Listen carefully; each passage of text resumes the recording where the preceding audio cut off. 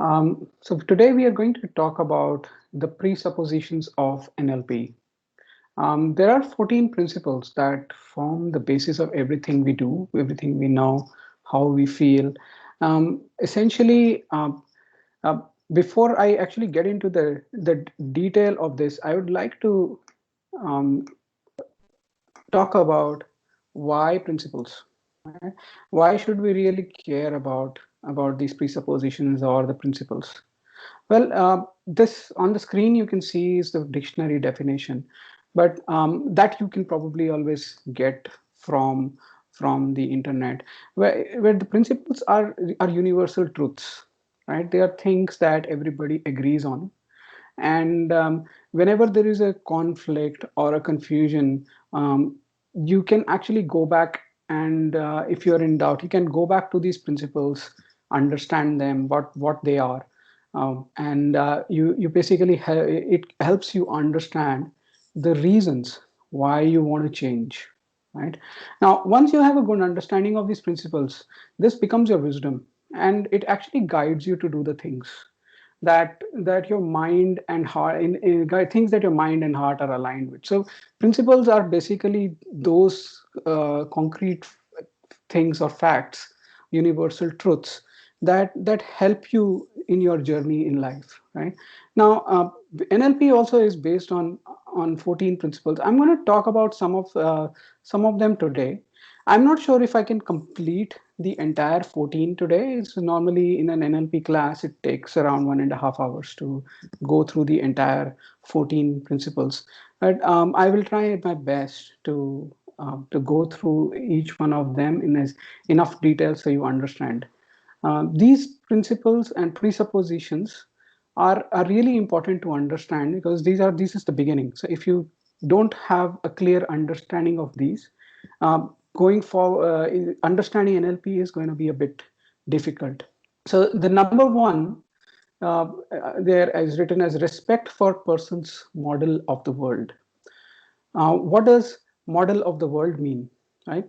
Before we get to the respect part, we need to understand what model really means. So model, last time when I had shared the NLP model communication model as well, it's basically the reality that we understand, right? Based on delete, distort, generalization, and the internal filters. So based on that, we create a reality about of the environment, of the things outside of us, how things we are thinking.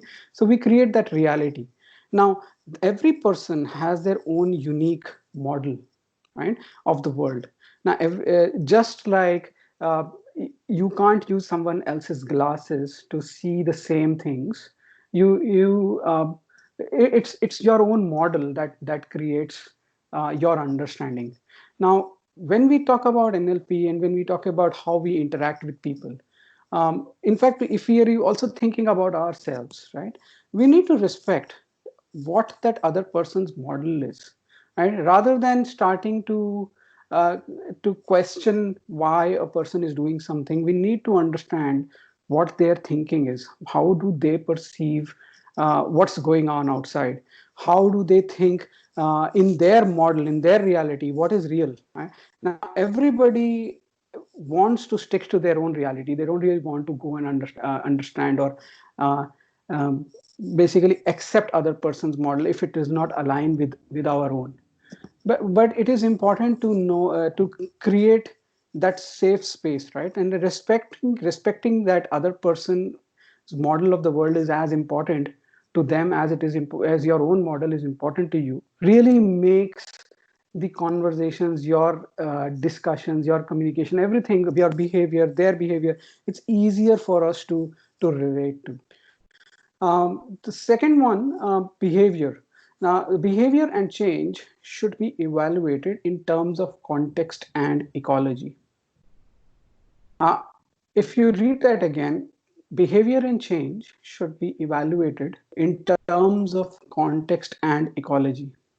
Well, obviously, whenever we are looking at somebody's behavior, obviously we're looking at a change that we are expecting some person to do, or we have our own selves, right? How do we want to change? We need to look at that change in context of of what's going on around us, right? For example, in the current situation of COVID, where every person is at home, staying safe, and not going outside, and maintaining social distancing rules, etc. Right now, if we had to evaluate that in a different environment, we would kind of not be able to accept it. But now that's becoming an environment, so we kind of have to evaluate what is going on outside and what's the context, right? Now comes question of ecology. Now, ecology, basically, it is a study of consequences, right? And by that I mean that, if if you're thinking a win-win situation every time, then it is basically, there is no manipulation involved, right? Now, ecology can be actually at different levels. So you can have self to self ecology. Now, what does that mean? Self to self ecology means that your heart and mind are in the right place. You, whatever you're thinking, you're doing, your integrity is maintained, right? So you're not saying something and doing something. Or you're probably thinking, I'm going to be very active today, but you're actually sitting down the whole day. So that's basically not a win-win situation, right? Similarly, when you look at self to others, so others can be your immediate loved ones, your immediate neighbors, your immediate family, your immediate team at work, anybody whom you are interacting with on a day-to-day basis. So uh, you need to have, whenever you're having conversations, whenever you're having communication, or whenever you're having any interaction, how can you create win-win situations so that the other person doesn't feel manipulated, right? Third part of ecology could be self to society, right? Now we're maintaining social distancing rules, but if we don't follow the rules and just go out, right? And we go out for a party, or we just go out and keep doing things that is going to harm someone outside, right? Even if we don't want to, and but the consequences of what we are doing, if it impacts the society, right, then it is not a win-win. And similarly, self to planet, right? Are we planting, or are we increasing pollution, or are we doing something for the planet? So whenever we are thinking about win-win situation, right, it actually becomes harmonious, and basically it is a win-win for all parties and the environment. So when I come back to this particular principle of behavior and change should be evaluated in terms of context and ecology, you have to be very mindful of whatever actions and behaviors you're doing. How is that impacting yourself, people around you, your society, and your planet? If there is a win-win that you can kind of think about in all those contexts, then what you're doing is the right thing to do, right? Principally, it's how you should be behaving. The third one is resistance in a person is a sign of lack of rapport. Now, if you think about rapport, right? Uh, Rapport is basically a feeling that we have when people like each other, right? So people who are like each other, they like each other, in the sense that, suppose you are in a group of people, and you find uh, somebody who's from your neighborhood, right? You're people in Sydney, for example, right? If you find people who are from, and for example, I am from Delhi. If I find somebody who's from Delhi, I have an automatic inclination of going and talking to that person. We know, we've shared our history, we've shared some common things between us, right? If the person is my age group, I know how the school systems were, I know how the sports were, how know what kind of sports we would be playing. So we had some commonality, and we would like, so we are like each other in some aspect. So then response rapport actually becomes a process of responsiveness, how you respond to the other rather than just liking, right? And it's basically communication. It deals with communication. Now it's a known fact that, and I've talked about non-verbal communication as well earlier. The only 7% of our communication is based on words, and in the remaining 93% is non-verbal.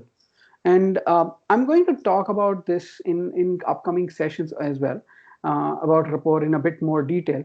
But the idea here is this principle is that now resistance in a person is a sign of lack of rapport. So if you don't have that connection, if you don't have that rapport, you will feel that you are not being heard. You will feel that the other person does not uh, understand you. Now, what that means is that when there is resistance, right, that means that you're not able to create a rapport.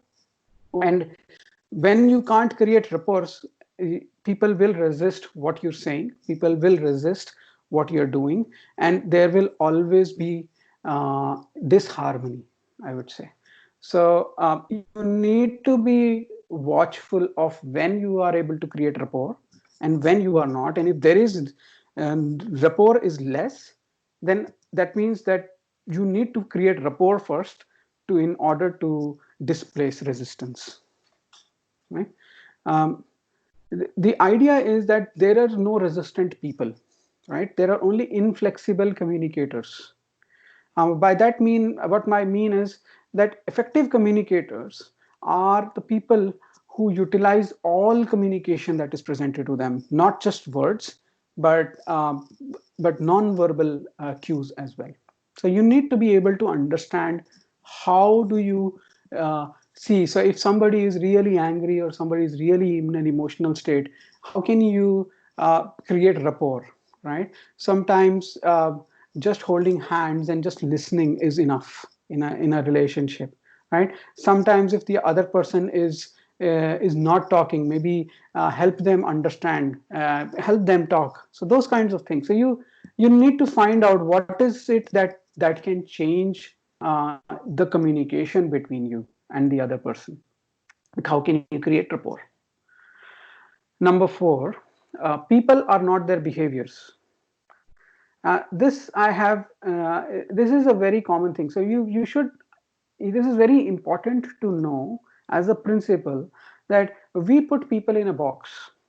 Now, if suppose a very common thing is, and you've probably heard, is the introvert versus extrovert thinking. Right? I call it thinking, but sometimes people create personalities, create identities around that.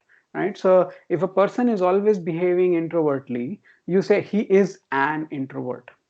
Or if the person is always outspoken, you say he or she is an extrovert. He's always wants to be the star of the show, the star of the group, and she's always trying to do this. So she is that. Now the idea is that the person that we're talking about is not the behavior.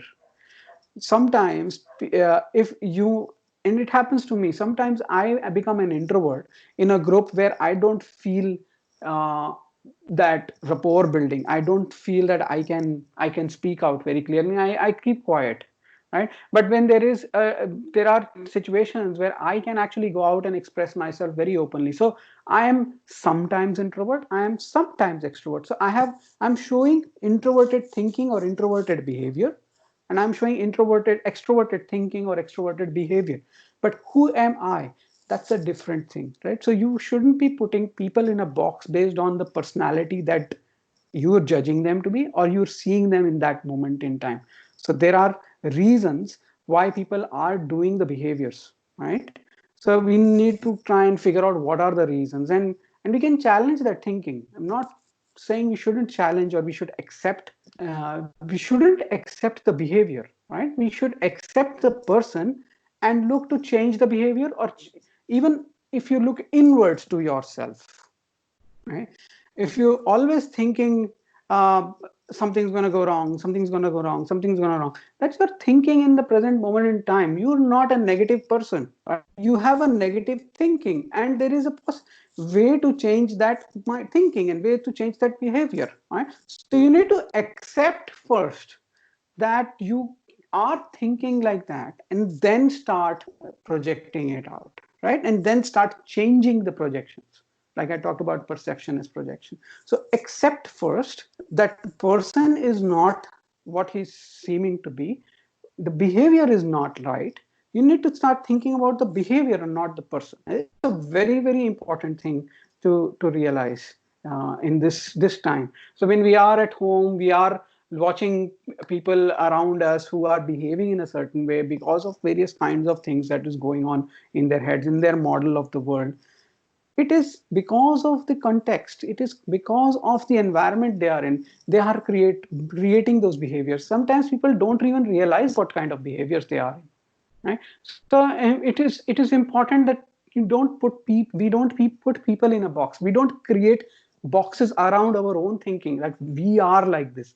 You should always, maybe the good tip is, instead of saying I am XYZ or I am ABC, I am this personality. So you can say I am right now thinking like this personality, and that itself is a first step to change, right? Change who you are, change how you're doing things. It is very, very important that you understand this concept that people are not their behaviors. You need to accept the person. That person could be the person who's next to you, person who is in the other room, person who's in the other side of the street, or person who's in your office. You need to accept the person and think about how you can change your own behavior so that you can help that person understand what is going on in their lives. Now, number 5, everyone is doing the best they can with the resources available to them. I will read that again. It's a simple sentence, but very powerful. Everyone is doing the best they can with the resources available to them. Now, what is the thing that I would to say behind this particular principle is that now all behavior is geared for adaptation, right? Now, all behavior is geared for adaptation. So when you are doing a particular behavior, even if you know it, if you're aware of it or you're unaware of it, right, it is geared for adaptation. So you can always change your behavior. But the present behavior, I would say, and not but, and the present behavior, right, is the best choice available to the person, right? And a very, very important thing, I would say, in quotes, is every behavior is motivated by a positive intent, right? You don't wake up or every day in the morning and say I'm going to have a bad day, right? You don't wake up every day in the morning and say I'm going to not be happy, I'm going to remain miserable throughout the day. That's not the first thought that comes to your mind. So every behavior that you have is motivated by a positive intent. So you need to understand and accept that everyone is doing the best they can with the resources available to them, right? And that's their current behavior is their best choice that's available. Now, sometimes we are limited in our thinking and we're limited in our choices. It is good to ask questions, right? You ask, okay, under the circumstances, if you could make another choice of behavior, what would you do, right? Sometimes uh, uh, it happens. You can probably watch kids who are not talking to each other well, right? Or friends who are not talking to each other. A simple question like, could you say that a bit differently, or could you say that a bit more politely, or could you say that a bit more kindly to me, if they're not, if you don't like what it is, and that changes their thinking and that changes their behavior, and they can immediately adapt to it, because then they're aware that they have a choice. And then because they're motivated by a positive intent, they will change that, they will rephrase that way, that whatever they're saying, you can actually test that out, right? Now, it's very, very important to realize that when we start putting things that are not in our control, things that people are doing that we think they should be doing but aren't doing, right? They are doing the best with whatever the resources are available to them. Whatever is limitations in their thinking, the best choice they can make, they are doing that.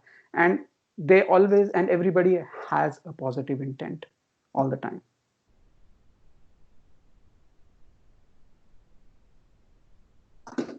I'll just talk about the sixth one today, and I will open this up for questions. Um, Calibrate on behavior. The most important part of a person is their behavior, right? Now, what does calibrate mean? It's basically sensory based experience. It's basically one way of testing whether you are in rapport with someone or not, right? Now, when you talk about calibration, it's a jargon, it's an NLP jargon, right? The concept behind calibration is that you try and look at the non-verbal cues and determine if the person's behavior is based on what he is really means to say, or just saying out there, right? Sometimes we are asking somebody some question, and although they want to say yes, but their head is going left right, left to right, left to right. Yes, I am really really sorry. Have you seen people who might be like putting an apology out there, and their head shaking their head left to right? Now what is that? So you have to calibrate that behavior. You need to understand the meaning behind the words, right? You need to understand the non-verbal cues. That is what I talk about is sensory based experience, right? It's a way of testing whether you're in rapport with someone. Now it can be an externally verifiable behavior, right? Or it can also basically help you understand the state of mind somebody is in. A person can be really really excited and be talking in a very low tone, right? Now then you can sense that there is something wrong. The person is not saying what he means, or person is doing something which is not normal.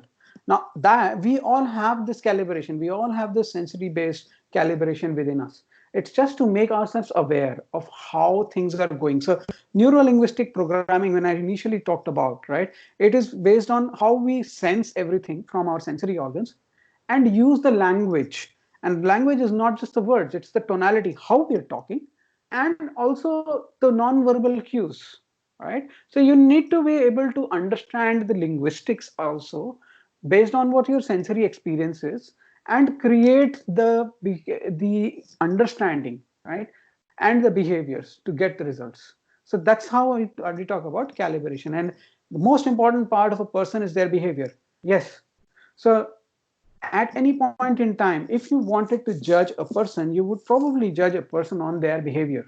I wouldn't say you should judge, right? That's not what I mean to say. But you need to understand what the other person is doing, and you need to look at their behavior in that particular point in time and use that to understand what's going on.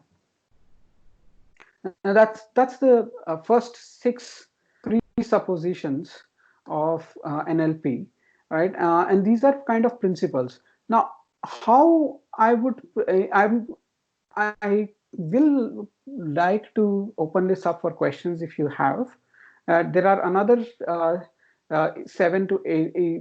eight presuppositions that I want to talk about in a lot more detail next time. So one thing I can do is, now we talked about why we should um, uh, why we should really care about principles, right? They are universal truths. People usually agree with the principles, and when you are in doubt, you can always fall back to these. What you can also do is, how do you actually utilize these principles? It's something that you should understand.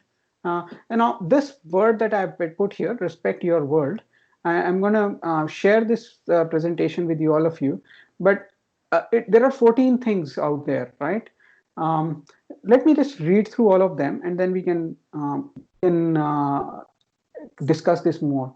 So the map is the seventh one. The map is not a territory, which essentially means the words are not the event they represent. You are in charge of your mind and hence your results. People have all the resources they need in order to get their desired results. All procedures should increase wholeness. There is only feedback. The meaning of my communication is in the response I get. People or system with the most flexibility of behavior control the system. And the last one, all procedures should be designed to increase choice. Now, there are a lot of them here, and it is very difficult sometimes to remember all of them, right? Now, what we have done is we have a mnemonic word here, respect your world, and each of the capitals here represents one character from all of these, and this helps you remember them. For example, R for respect, E for ecology, S for sign, P here, E here. And so similarly, when you next time when I finish all of these, then I can probably explain this in a bit more detail. Now, what I would like you to do now is the first six that we've discussed in this week. I wanted to review these presuppositions daily. Now, find instances in your daily routines where your heart and mind is not aligned when for doing anything. When you find these instances, right? For example, you want to go out or you want to stay at home, but you have to go out. You want to watch, you want to do some work, but you aren't able to do it. Or you want to read a book, but you're feeling lazy. There can be a lot of different examples, right? When you do that, you need to look at presuppositions as these guides. So look at the top six and find out for all those instances, right? It can be conflicts with other people. Uh, you can have you're speaking to someone and the person is not understanding what you're trying to say. Now, look at where you have a conflict. Is it an internal or an external conflict? If you are having negative thoughts or emotions, you should you should review these presuppositions. Now, if you want to change your own behaviors, you can use these presuppositions or principles for a guide. And if you want your results is desired, then even there you can use these presuppositions as a guide. So review them daily till this becomes a part of you, and then you really are in line with how you're going to behave. It's going to help you in guide you to get the best out of your world. That's all for today. If you have any questions, we can take them now.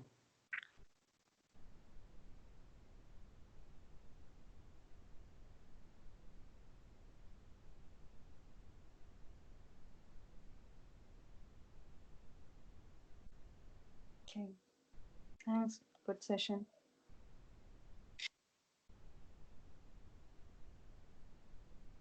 Thank you.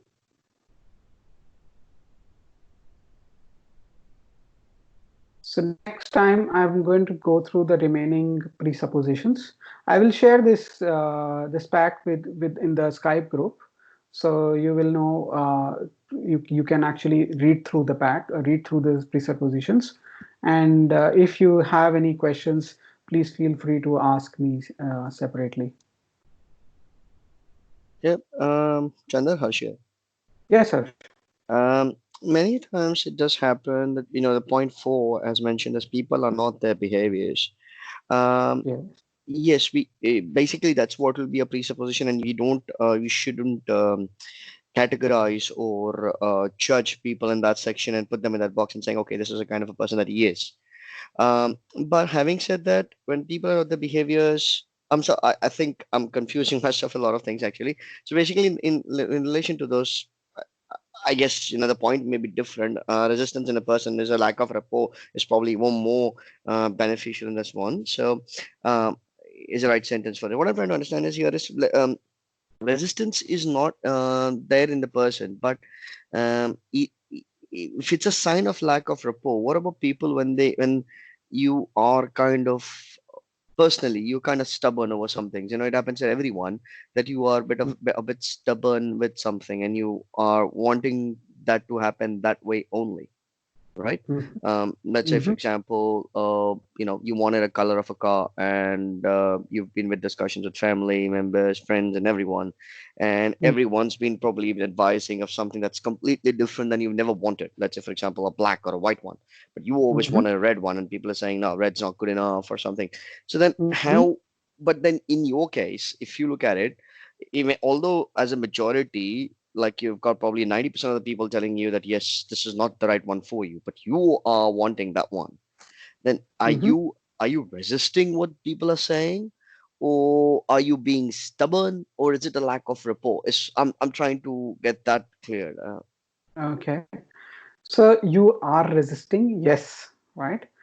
Mm, Now, the idea behind here is ecology I talked about, right? okay, Behavior and change should be evaluated in terms of ecology. Ecology is not just to self, it is self to self, self to others, self to mm, society, self to planet, the four things. right, Now, if there is not a win-win situation, right? Now, then if you still make a particular decision, what it is a choice, and it's a consequence that you have to go through, right, right? Now, when I talk about decisions, it is always in terms of when you make a decision, you need to think about two things. One, think about short term and long term. From a right. consequence perspective, right? Are Mm, you thinking about short term only, or are you thinking about long term only? If you are looking at all sides and you still believe that decision that you are making is the right, go, but you will have to deal with the consequences. That's also a choice that you're making. yeah. So you accept that yes, you will probably have people with a awkward smile when they see that color of your decision, basically. Right. So you Exactly. kind of choose to live with that. Yes. And how you interpret that is based on your internal filters, Right. right? Mm, Now, that so how you interpret that is based on your internal filters, mm, how you are accepting. So from your filters, are you deleting, distorting, or generalizing that other person's behavior, right? mm, mm. And important thing is you're only looking at their behaviors, not the person itself. So the same people might agree with a lot of other things that you do. Correct. Yes, right. So it is Yeah. not the people, it's their behavior towards a particular event. That's Mm. not where there is no where there is a conflict. Now, that's something that you need to understand. Right. So basically, it in that case, it would to help that particular thing is like taking a step back, just understand that it is a behavior to a particular thing and not their nature to oppose what you've said, and it's just that opinion on that one, and it is different from yours, and you choose that okay, from for this particular aspect, their opinion will be different, and they will probably have the same or that order reaction in that sense. So you just accept to choose it. I mean, you choose to accept it. My bad. Sorry. Yes, and you Right. can choose to accept or not accept. It is up to you, right? Remember, every choice you make has consequences, and that's where Sure. ecology always comes in, right? So Right. the win-win situation is: are you creating win-win situations in every aspect of your life? And Mm, when we mm, talk about NLP also provides you a lot of tools, language tools, some behavior tools, right? Now, mm. these tools, you need to use them in context of ecology always, right? So Right. make sure that that's the idea also behind. And again, when I talk about principles, these are principles only, right? So they are things that you can use. It's up to you, right? They are universal truths, Right. fundamental truth or proposition that serves as a foundation for a system of belief or behavior or a chain of, for a chain of reasoning. So it's a fundamental truth. These are things that are going to be always true, the presuppositions, assumptions Right. that we are making, right? Right. Right. Now, Right. based on this, how do you interpret and use them is your choice. Hmm, But hmm. you know now that the people are not their behavior, so they are not fundamentally opposing you. They are only their behavior is only in your the choice you're making. Only it's restricted to that. So with that awareness itself, your relationship with them improves. Right, right, right. Yeah. Okay. Good. And that probably will help in future, or it'll probably help actually the removal of that particular last point. I mean, that the removal of the last words of point three, which is the lack of rapport, will actually end up building it, isn't it? Yes, that's right. I mean, yeah. I mean, over a period of time, that is obviously, Over a but period of time. Yeah. it'll end up building it. Okay. Cool. Got it. Point. Right. Yeah. Any other questions?